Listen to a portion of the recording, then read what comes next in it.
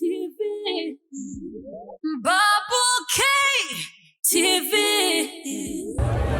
Sabi kwenye list ya performance ambao walikuwa wanatoka, yani wasanii ambao walikuwa wanatoka nchi yako, mlikuwa mmekuja wafalme wawili ambao kwa Burundi kule ni wakubwa, lakini mwenzako hatujamuona. Ilikuwaje? Alihofia kwamba nikienda Sabi huko kule nitapata changamoto? Ilikuwa hapana.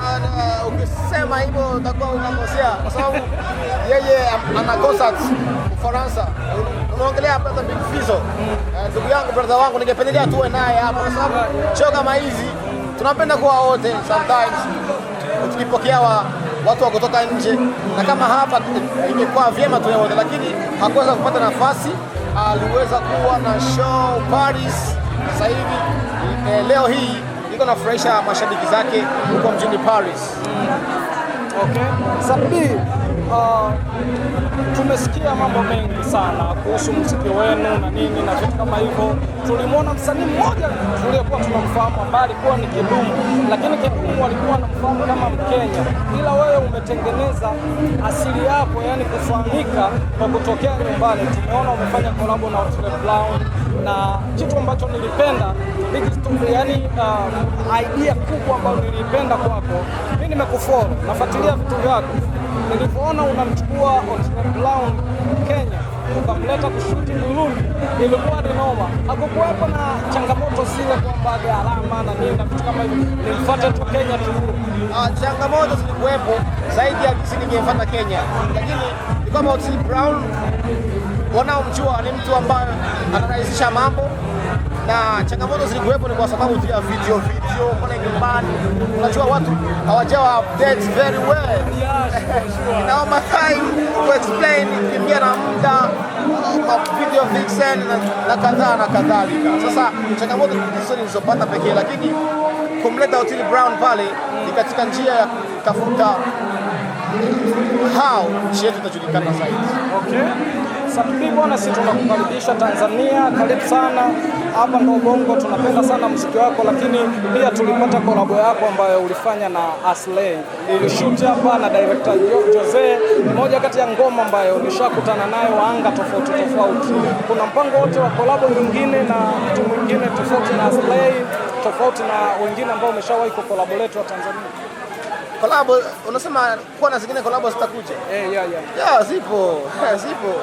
Kwanza na panga kufanya kolabo na Harmonize, iwe hivi big artist from Tanzania, big artist na no the artist ni kwa number 1 artist, wale wa namba moja, yani tatu bora. Napanga iwe hivi au iwe next, lazima project itafanyika. Si na unapenda team Konde Gang yote nzima iko fresh, wasanii wako poa, tunaweza tuka connect, iwe na Angela, iwe na Akili, iwe na ni connect, ni about to connect people. Ndo sababu ya Afro East, sababu ya Afro East, na sababu tuko hapa ni connect wasanii kati ya wasanii wa East Africa, to be connected na kuweza kuchukua platform ya Afro East ikawa kubwa zaidi, kama tuselevyoongea Harmonize. Sabi, mimi nakujua nje ndani, kwa hiyo interview yetu kidogo inaweza kuwa ndefu kidogo, lakini una lebo yako pia ile ina yule nani yule mdada yule Ben Nice, shemeji yetu. Shemeji yangu kubali sana. Ile lebo tunategemea kusaini msanii mwingine nje na shemeji? Na plan ya kusaini msanii mkali mwaka huu. Okay. Safi sana. Wasanii wengi ambao wanatamani kufanya collaboration na wewe wa Tanzania na vitu kama hivyo, milango yao iko vipi yani? Kwa sababu wewe pia ni msanii mkubwa nyumbani, tuna change mashabiki. So kwa mtu ambaye anahitaji kufanya collaboration na vitu kama hivyo, anapitia njia gani kufanya kitu? Nikiweza kuongea tu na management kupitia social media zetu, nakamilisha mambo afu kitu kinakuwa fresh, afu mnaua. Sema manager yako pia ni director Cat P. Okay, umejipanga sana, naona mnafanya vitu vikubwa, hongera sana. Yani kuwa na meneja ambaye pia ni director, mimi napenda kwa, naona kabisa kwamba timu imekamilika na napenda pia mnachokifanya. Karibu sana Tanzania, sisi tunafurahi. Shukrani tena.